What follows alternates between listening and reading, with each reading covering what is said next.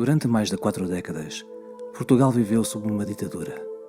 O Estado Novo, liderado por António de Oliveira Salazar e depois por Marcelo Caetano, impôs silêncio, medo e obediência. As liberdades foram esmagadas. A censura ditava o que se podia dizer, ouvir e até pensar. A PIDE vigiava, prendia, torturava. Muitos desapareceram, outros fugiram. Enquanto a Europa reconstruía a democracia, Portugal permanecia fechado, envelhecido por dentro, exausto por fora. Em África, a juventude portuguesa era enviada para combater em guerras coloniais longas e injustas, longe de casa, longe da verdade. Mas o descontentamento crescia. No povo, nos militares, nos corações. E na madrugada de 25 de abril de 1974, um grupo de capitães, fardados de coragem, saiu às ruas com um plano: derrubar o regime, sem derramar sangue. Os escravos, oferecidos por uma civil, Celeste Queiro, tornaram-se símbolo de um país que renascia. A liberdade chegou finalmente. Mas quem lhe abriu o portão para entrar em Portugal? Um homem que, desde essa ação nobre e humilde, esteve durante 40 anos no anonimato.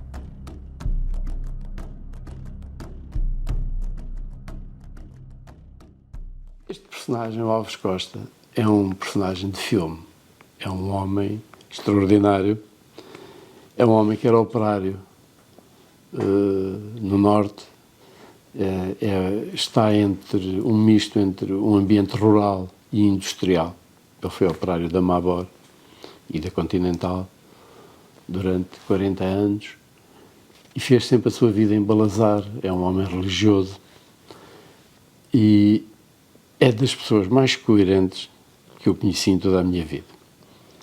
Depois, mais tarde, eu conheci-o, andava à procura dele, porque tínhamos a indicação de que ele morava, e eu cheguei a uma terra onde nunca tinha ido, perto daqui, Balazar, e então chego a Balazar, vejo um senhor e pego numa fotografia de 25 anos, ando à procura de um senhor chamado Alves Costa, e ele disse: sou eu. Eu assim, não acredito, andamos 30 anos à procura do homem, e agora chego aqui, é o primeiro. No dia 25 de abril de 1974, quinta-feira, eu era um jovem fotógrafo, estagiário do Jornal Século, com 19 anos. Nós sabíamos que o 25 de abril ia acontecer, pensávamos que seria para aí no dia 29, por ser a data mais próxima do 1º de maio, mas aconteceu no dia 25 de abril. Eu estava em casa com o meu irmão António, estávamos a ouvir música. Minha mãe vem a correr e diz: está a acontecer uma revolução, a rádio está a dar comunicados militares, está a dar música militar. Pronto, eu vesti-me, saí, apanhei o primeiro comboio das 5 da manhã e fui da Amadora para o Jornal Século. Cheguei ao Jornal Século, dirigi-me com um colega de reportagem para o sítio dos acontecimentos, que era o Terreiro do Paço, e cheguei mais ou menos, mais coisa, menos coisa, que ao mesmo tempo que a coluna de Salgueiro Meia estava a chegar por um lado, nós estávamos a chegar por outro. Na altura, nós não sabíamos, pensávamos, a cavalaria era tida como uma arma conservadora e de apoio ao regime, esperava-se um golpe de direita, esfiado pelo general Cousa de Arriaga, e ficámos muito apreensivos, não sabíamos o que era aquilo. A única coisa que eu estranhei é que os soldados eram muito amistosos, muito colaborantes, não proibiram ninguém de fotografar, e eu comecei a achar o ambiente estranhamente bom. Mas ao mesmo tempo havia uma luz muito bonita sobre os capacetes e fazia-me lembrar o golpe do Chile, que tinha essa luz.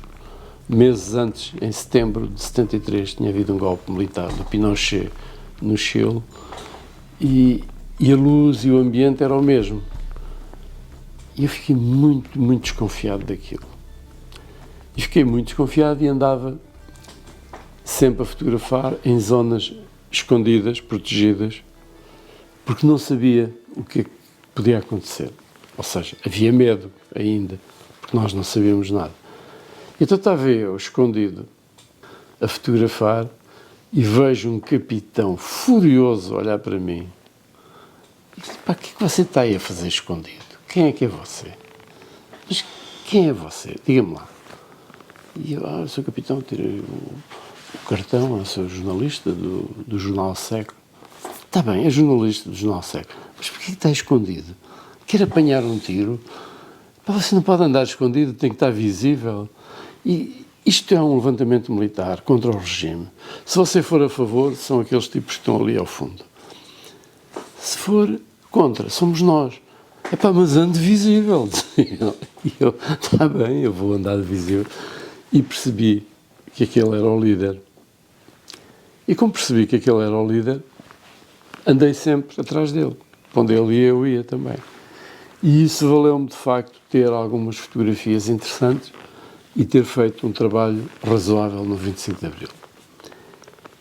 Mas há um episódio que, quase no fim das várias peripécias de tomar a polícia, prender alguns e ir buscando, ir capturando veículos e tanques ao dito inimigo, que afinal não era inimigo porque estavam todos combinados.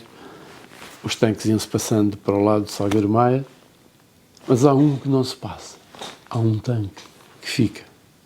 Portanto, eu nesse dia estava em Cavalaria 7, no M, com os carros de combate, M47, e nessa noite a sirene tocava sempre toda a noite. Até que chegou a uma altura que nos deram ordens para vir municiar os carros, que era para ir para a rua. A gente, quando ouviu aquilo, ficou admirado, porque aqueles carros para andar na rua não são apropriados para isso. Mas pronto, até que chegou depois a uma certa hora, não posso precisar bem a hora, mas lá para as 7 horas ou 7 e pouco, mandaram-nos sair com os carros para a rua. Viemos com os carros para a rua. Depois, no trajeto entre Belém e o Torreiro do Paço, deram-nos ordens o Alferes, o Souto Maior, que era o chefe que comandava os carros, que ninguém dava fogo sem ordem dele. Quando chegou ao carro onde eu estava, ele comunicou pela rádio, na mesma, e disse ao Costa: olha, que ninguém dá fogo sem minha ordem. Está bem, meu Alferes, mas eu pensei cá para mim, eu ia dar fogo com estes carros na rua, só de loucos. Bem, mas quando chegamos ao Terreiro do Paço, deparámos com uma situação um bocado caricata por causa do trajeto dos carros que estavam na nossa frente. Ali parámos, depois alguém dava ordens, uns para um lado, outros para o outro, e via certas situações que eram os de Santarém, que vinham dentro dos carros ou até a pé, que era para falar com os comandantes do nosso carro. E havia uma situação que eram as tropas, talvez com 8 dias de tropas, tanto, que de G3 na mão e disparava sobre os tais que vinham de frente. E eu ainda disse lá a uns: pá, quem disparei com isso, não disparei, já mandaram-nos atirar, não tirei nada, deixei estar quietos, e eles então pararam. Entretanto, apercebi-me de que o Alferes tinha sido preso. Apercebi-me que a PM, a Polícia Militar, que prendeu o Alferes. E eu disse para os meus colegas: oh, caraças, o Alferes foi preso, o que é que se passará? Mas ficamos naquela. No meio daquela confusão toda, o Maia dirige-se ao tanque e para. Está um oficial a discutir com um militar, ele observa-se. É uma discussão que nós não sabíamos o que é que se passava, hoje já sabemos. Entretanto, apercebo-me que alguém está a subir o carro de combate onde eu estava. E eu, quando me apercebo que é um brigadeiro, fiquei um bocado entupido, mas pronto. O brigadeiro chegou à minha beira e todo refilou e vira-se para mim e disse: nosso cabo sabe trabalhar com isto. Eu não sei onde é que eu fui buscar as palavras, sei que as disse, e disse ao meu brigadeiro: eu fui improvisado à última da hora, sem mal trabalhar com isto. Mas ele, é claro, viu que eu era cabo e para estar ali tinha que saber trabalhar, senão não estava ali. E então puxa da pistola e disse: vou dar fogo, mete um tiro na cabeça. E eu disse: pronto, meu brigadeiro, vou ver aquilo que posso fazer. E meti-me dentro do carro disse aos meus colegas, que eram os condutores que estavam no carro, para se meter dentro também, e fechamos o carro. E o Maia ficou a olhar, porque aquele era o único que não se tinha rendido, não aderiu, não se passou, eles não sabiam nada sobre aquele carro. Sobre aquilo era um carro de combate pesado, altamente municiado, e que podia, um disparo daquilo acabavam as operações ali, porque o Terreiro do Paço ficava inoperacional. Eu ainda pensei cá para mim, dou uma bujarda lá para cima para o rio, mas e satisfaz o indivíduo e acabou. Mas eu via tanta gente a subir aos barcos, nos cais, que eu disse, não, é impossível, eu vou fazer para aqui uma mortandade enorme, não, é impossível, e então parei. Então o Maia fica muito angustiado a olhar para aquilo, a olhar para ele, e há um momento em que ele diz mais tarde que está a olhar, ele sabe que o apontador o está a ver e ele está a ver o apontador. Ele está a vê-lo, ou seja, está a ver, ele sabe que o apontador está dentro da torre do carro de combate e ele sabe que está na mira do apontador. Mas o Salgueiro Maia dizia que, como ele era dos tanques, ou seja, dos blindados, ele também sabia que ele que o estava a ver em grande plano e que lhe estava a ver os olhos. E diz, dificilmente um homem dispara sobre outro que o está a olhar nos olhos. E virou as costas e foi-se embora. Ele sabia que quando virasse as costas e fosse embora, se ele disparasse, era nessa altura, se não disparasse nessa altura, não disparava mais. E assim foi. E o tanque ficou ali. E ficou ali várias horas. Parei, aquilo ficou. Por ali, naquele dia, ficou. Eu depois, mais tarde, deram-nos ordens para virem. Uns diziam que era para as antenas, outros diziam depois que era para Monsanto.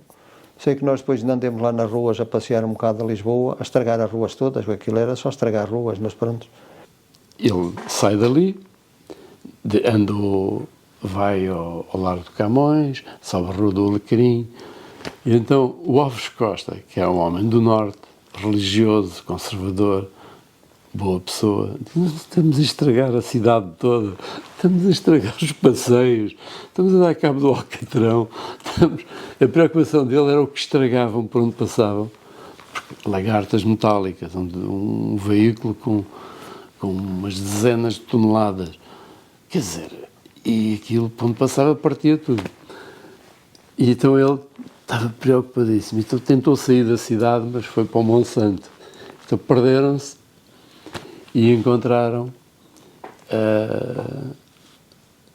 um taxista que lhes perguntou o que eles andavam ali a fazer. E eles disseram, estamos perdidos. Disse, mas tipo, querem ir para onde? Queremos ir para a Cavalaria 7 na ajuda. Então venham atrás de mim. E vão atrás do táxi. E lá conseguem chegar ao quartel por volta das 5h30, disse-me o Alves Costa. Quando cheguei ao quartel, estava lá um capitão e um Furriel, e disse-me, já sabia de tudo o que se tinha passado, e então o capitão disse-me, Costa, eu vou fazer um requerimento ao movimento das Forças Armadas para dar um louvor. Eu disse, porquê? Por a atitude que tu tiveste. Eu disse ao meu capitão, por amor de Deus, não ponham o meu nome em lado nenhum, que eu queria ir embora da tropa tranquilo. Porque eu sabia o regime que existia, e como sabia que as coisas, se não corresse bem, eu ia para o ultramar, que nunca mais cá voltava, ou ia para o forte, que também nunca mais via sol. E por isso é que eu pedi ao capitão para não pôr o meu nome em lado nenhum, que eu queria vir embora da tropa tranquilo. Vim para a minha terra, que é aqui a terra de Valazar, vim para aqui, cuidei na minha vida, arranjei trabalho, arranjei emprego, por isso cuidei na minha vida, até que... O Alfredo Cunha, que é o fotógrafo, e eu aceitámos fazer um livro sobre aquilo que chamámos os Rapazes dos Tanques.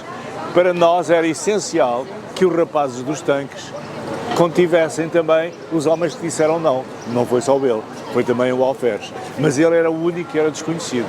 E, portanto, a condição sine qua non, a 3 meses do livro ir para a edição, para a gráfica, há 3 meses a gente ainda não tinha encontrado. E eu disse ao Alfredo Cunha, se não encontrarmos, o livro não sai com a minha assinatura. Mas eu, entretanto, para responder agora mais diretamente à sua pergunta, decidi aquilo que é óbvio, ir aos arquivos do Exército.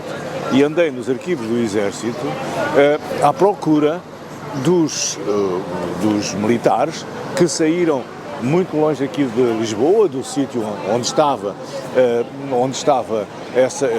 esses 5 carros de combate que viriam para Lisboa, que foram chamados para Lisboa, e portanto eu andei à procura de os militares, como toda a gente sabe, pelo menos as pessoas que passaram pelo Exército, nisso são muito organizados. Fazem ordem de serviço, põem lá os nomes, põem lá tudo. E foi isso que eu andei à procura. E portanto, aquilo demorou muito tempo, porque encontrados os nomes dos que vieram, o problema era e quando é que eles saíram da tropa? E para onde é que eles foram? Já tinham passado tantos anos, para onde é que eles foram? Qual é a direção deles?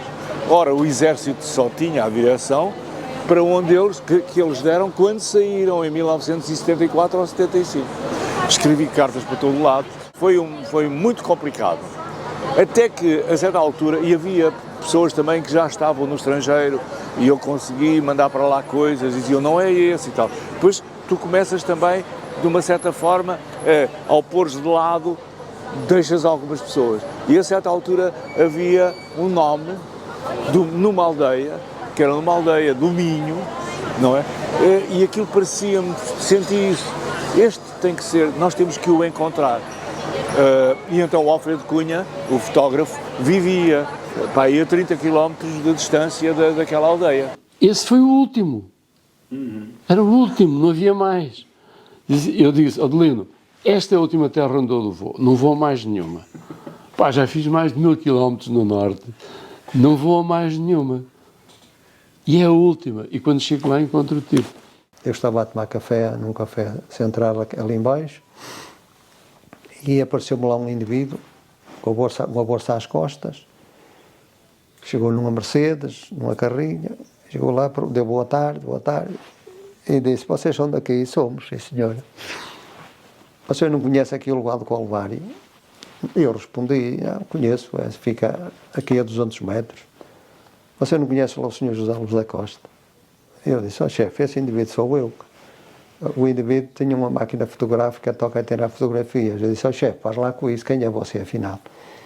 E então é que ele me começou a dizer que era fotógrafo, que trabalhou para o Expresso, trabalhou para um lado, trabalhou para o outro, que tinha sido fotógrafo do Presidente da República, Mário Soares, do Ramalhienes. E eu disse, chefe, não me interessa de quem foi você, interessa-me a minha vida privada, que eu estava com a roupa toda negra, de andar a trabalhar no campo. Até ele pediu-me ali uma desculpa e é que me começou a dizer que andava à minha procura já há 2 ou 3 anos, que queria escrever um livro, mas que no livro que não saía se não me encontrasse. Depois disse-me que se podia ligar para um amigo dele, e disse, liga lá para quem você quiser, que a mim não faz diferença. E ligou para um tal Adelino Gomes. E combinaram. Um dia telefonou-me e diz assim, tu não acreditas, tenho aqui o Cabo Costa, o Cabo Apontador, como nós chamávamos, tenho aqui ao meu lado. Eu disse, não lhe faças perguntas, porque eu já estava acostumado a ouvir soldados e oficiais e tudo, que a gente fazia as perguntas e a partir de certa altura, quando fazíamos o contraditório, que é aquilo que um jornalista faz, eles, como estava uma outra pessoa a dizer uma outra história, eles davam uma volta à história. Eu não queria que ele soubesse as perguntas que eu ia fazer. Eu estava em Lisboa, eles estavam a 200 km daqui. Eu disse, eu vou apanhar um comboio. E, portanto, fui apanhar um comboio, fui para a aldeia dele, e então em casa dele fiz-lhe a primeira entrevista. E, portanto, eles estavam a escrever o livro, que era os 40 anos de 25 de Abril. E o livro não saía sem que me encontrasse. Daí ele ter vindo aqui a Balançar 2 ou 3 vezes, até que chegou ao dia de me encontrarem, mesmo diretamente comigo. Toda a gente andava à procura dele, a associação do 25 de Abril andava à procura dele, toda a gente andava, e pronto, nós conseguimos encontrá-lo. Mas mais do que isso, porque isso é estar a dizer bem de mim enquanto jornalista, mas o que é extraordinário, e isso é absolutamente real e corresponde à verdade, foi encontrar um homem extraordinário como ele era. É um camponês, E mais, vou-te dizer uma coisa ainda mais extraordinária, é que o nosso encontro foi em 2013, já fizeram 10 anos. Há 5 dias eu estive com ele aqui em Lisboa e voltei a fazer-lhe algumas perguntas. E ele responde sempre da mesma maneira. Isso é que é extraordinário. Responde sempre da mesma maneira e nunca diz que fez aquilo porque era antifascista. Ele não diz isso. Ele diz que fez aquilo porque tinha sido educado pela mãe, não é? A respeitar os outros, a não matar. Portanto, é um bocadinho contraditório com o facto de ter um canhão ali à disposição, mas ele diz, eu vi tanta gente no óculo, eu vi tanta gente, ia matar aquela gente toda. E, portanto, é um homem como é que eu hei de dizer? É um homem de princípios. E nunca se pôs nos bicos dos pés a dizer, eu é que fui o herói. Nunca falou disso. E nunca disse, eu era antifascista. E isso, para mim, é um herói incomum. E foi o que eu sempre disse e continuo, quando jurei a bandeira, jurei servir a pátria e não destruir. E foi isso que eu tentei fazer. No dia 25 de Abril, foi não destruir a pátria. Porque eu sabia que se disparasse, que ia ser o fim do mundo. Eu sabia a arma que tinha na mão e não sabia daquilo que estava preparado para mim, só soube, passado 40 anos, que tinha no Cristo Rei um lança-granadas e companhia para nos atacar, tinha o barco da Marinha que estava no Rio Tejo também pronto para nos atacar, portanto aquilo ia ser um fogo cruzado que ia ser o fim do mundo.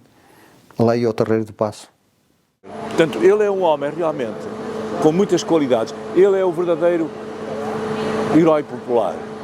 Ele é o verdadeiro herói à contre-cœur, ou pelo menos o herói que não quis ser herói. No fundo, o que ele quis foi voltar para casa. e é hoje um exemplo, olha, para pessoas como eu. Eu nasci para servir e não para destruir. E como eu nasci e fui criado para servir, não ia destruir, que eu sabia que ia destruir e que ia fazer mortes. Portanto, eu não nasci para isso, não fui criado para isso, pronto, não fez. O resto que viesse, vinha, se fosse, era só eu que ia, pronto, acabou. Salgueiro Maia, eu julgo que em 87, 10 anos ou 15 anos depois, deu uma belíssima entrevista, deu algumas, muito boas, deu uma belíssima entrevista a um jornalista, Fernando Assis Pacheco, que já morreu, que era um grande escritor também e um grande jornalista. E ele fez essa pergunta. E ele diz assim, foi ali que se ganhou o 25 de Abril. Portanto, o herói do 25 de Abril, nós estamos a ver ali, o herói que continua, o herói que bom, estas pessoas todos os dias há aqui estrangeiros a ouvirem a história e quem vê é Maia. O herói do 25 de Abril diz, não fui eu o herói. O 25 de Abril ganhou-se com o não de um cabo. Eu gosto do 25 de Abril por esse lado pedagógico, parece uma espécie de exemplo. Olha, tu, povo, mesmo o mais oprimido, nós tivemos durante 48 anos, tu, povo, oprimido, tens de te libertar, mas não vale, agora não agarras nos homens e matas e enforcas e não sei o que e tal. Liberta com toda a tua força, não é? E aqui houve uma conjugação ou uma conjunção de vontades entre os militares, um grupo de militares extraordinário, não é? E que depois aqui, sobretudo aqui, recebeu de braços abertos o povo. E depois há uma conferência de imprensa do Maia e há um alferes que diz assim, mas olha, não te esqueças, está aqui o povo e o povo está-te a apoiar. E ele diz, venha lá o povo. E o povo entrou e tornou-se, quanto a mim, o terceiro ator. Os atores eram quem? Era o regime, que ainda não estava derrotado. Eram os revoltosos. E passou a ser também o terceiro, o povo. E fizemos uma coisa fantástica.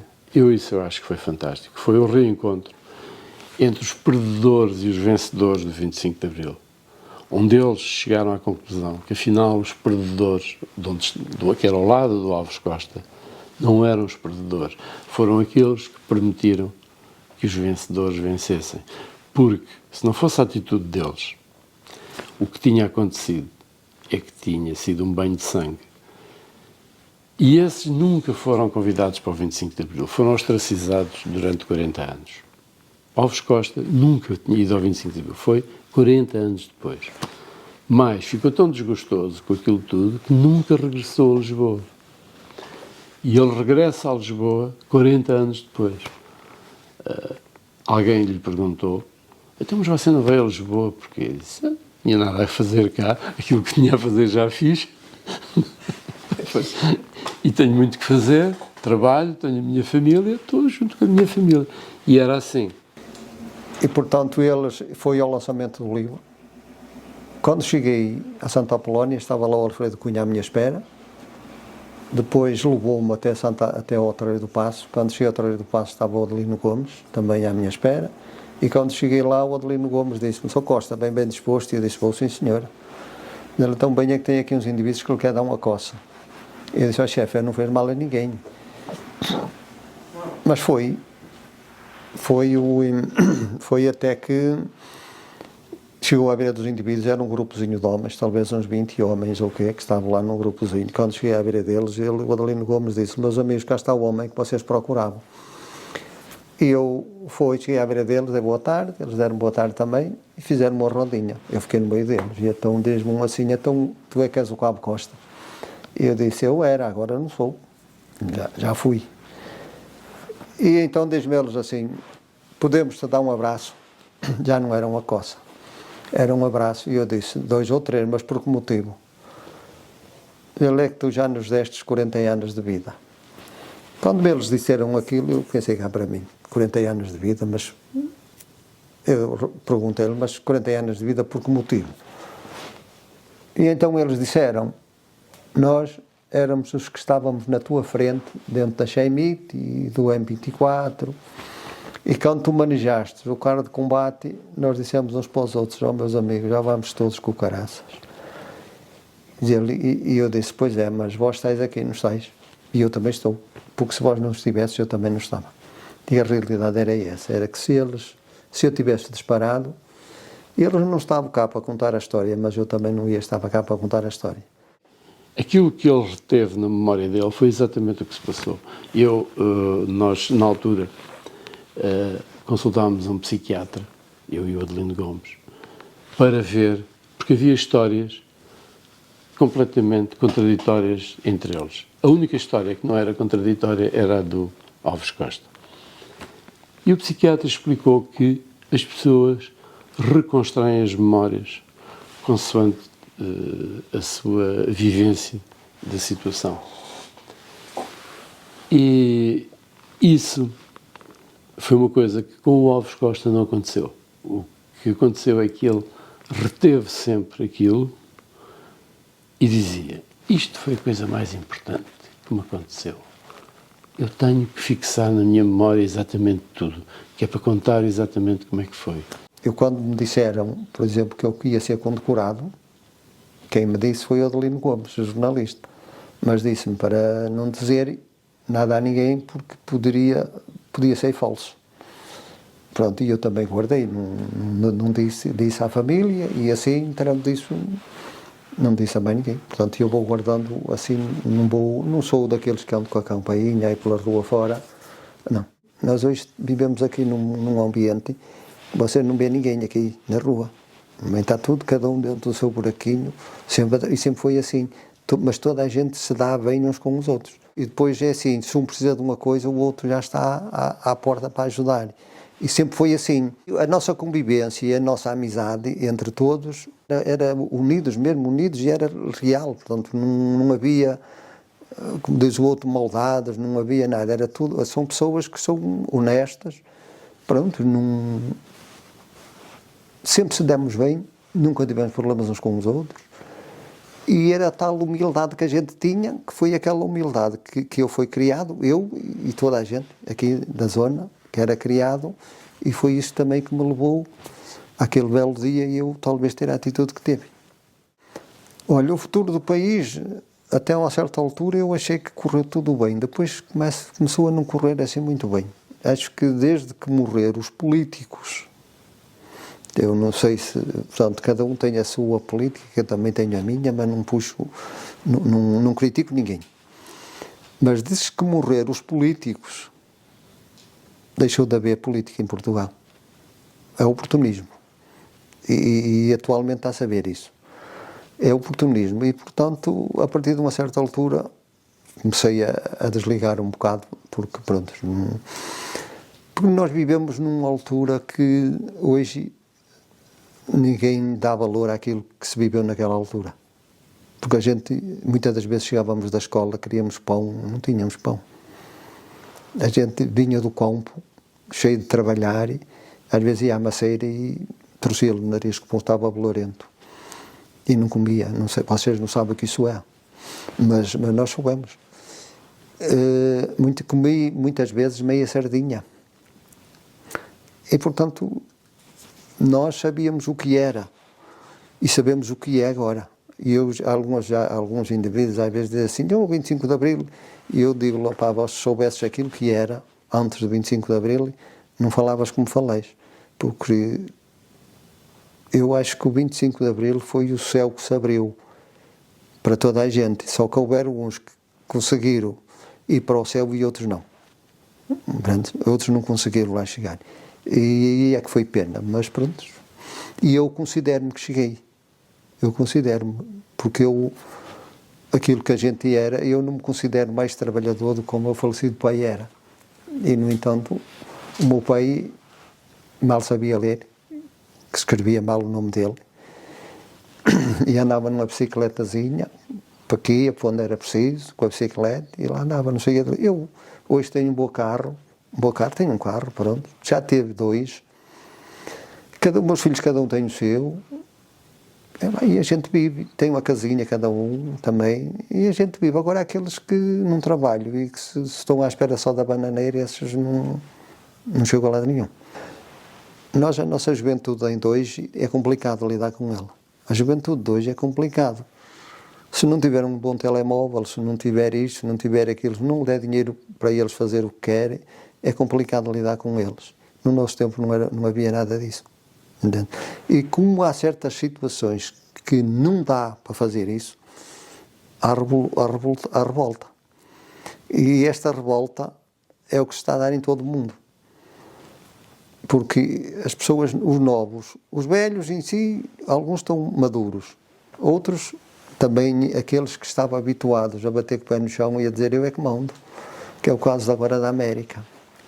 A América está nessa situação. O indivíduo quer que eu respeite a ele, mas não respeita a ninguém. Porquê? Porque é rico. É só por isso. E tem os capangas todos ao lado dele, que são os milionários da América. Ora, eles, o que é que eles fazem? Eu posso e mando. E despede toda a gente, e depois, como é que vai ser? Depois há revolução, depois as pessoas revoltam-se. Porquê? Porque as pessoas também espremem demais o pano, e estorcendo demais o pano, ele começa a romper, e depois a romper, nós acontecemos aqui quase igual. Porque é que nós temos um Chega com uma porcentagem de votos que teve ultimamente? É por causa disso que há muita gente descontente. E tudo isso oferece 1001 coisa e depois não se pode dar, e no fim padecemos todos. E eu acho que o povo que tem que ser mais calmo, mais sereno e mais humilde, porque se não for, não sei até onde é que isto vai ir.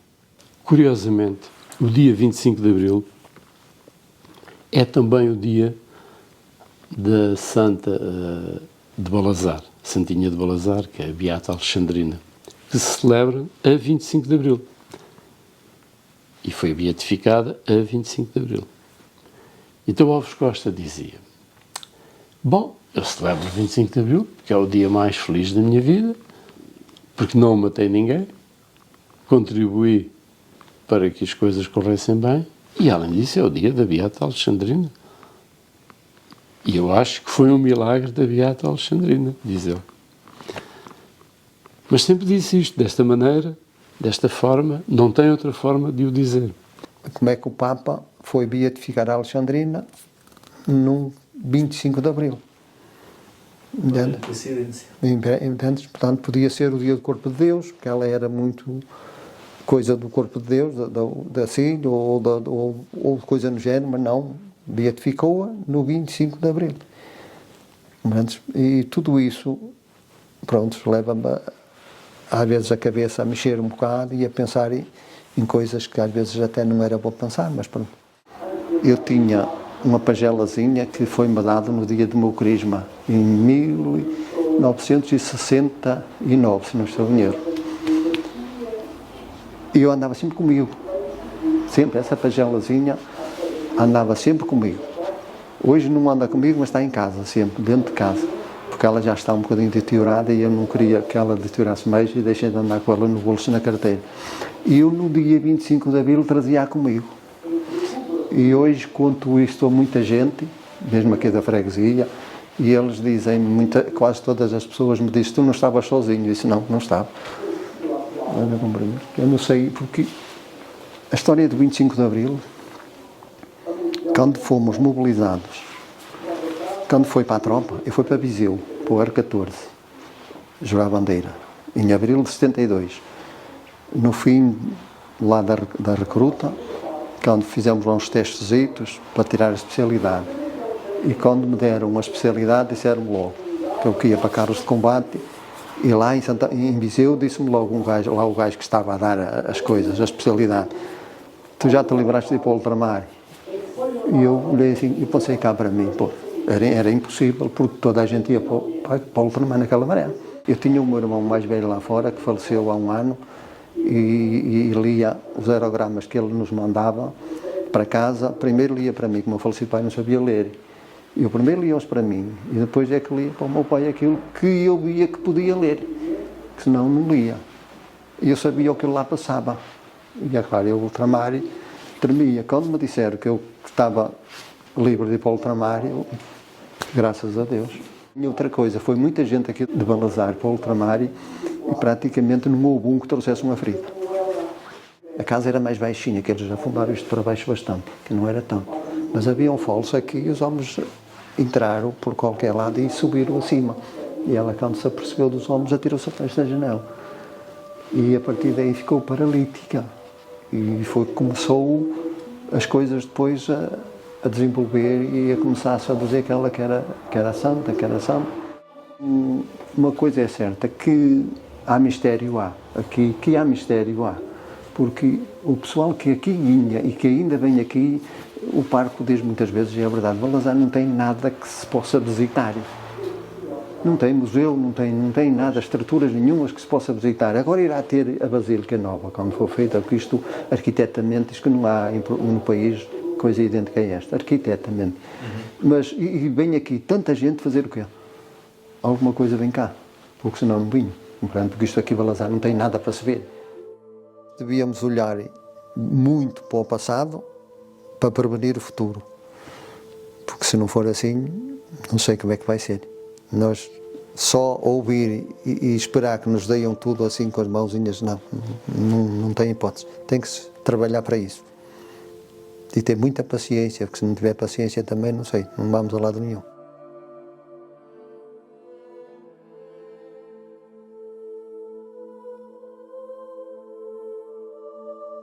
A humanidade viveu mais em conflito do que em harmonia, e a história está cheia de ciclos de violência.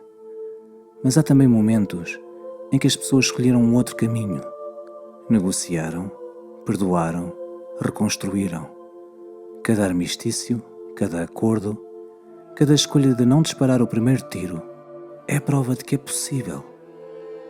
Talvez nunca veremos uma paz na Terra no sentido absoluto, mas podemos construir ilhas de paz entre pessoas, comunidades, países.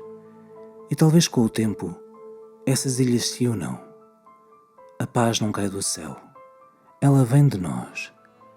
A verdadeira pergunta é: estamos dispostos a construí-la, passo a passo, geração após geração?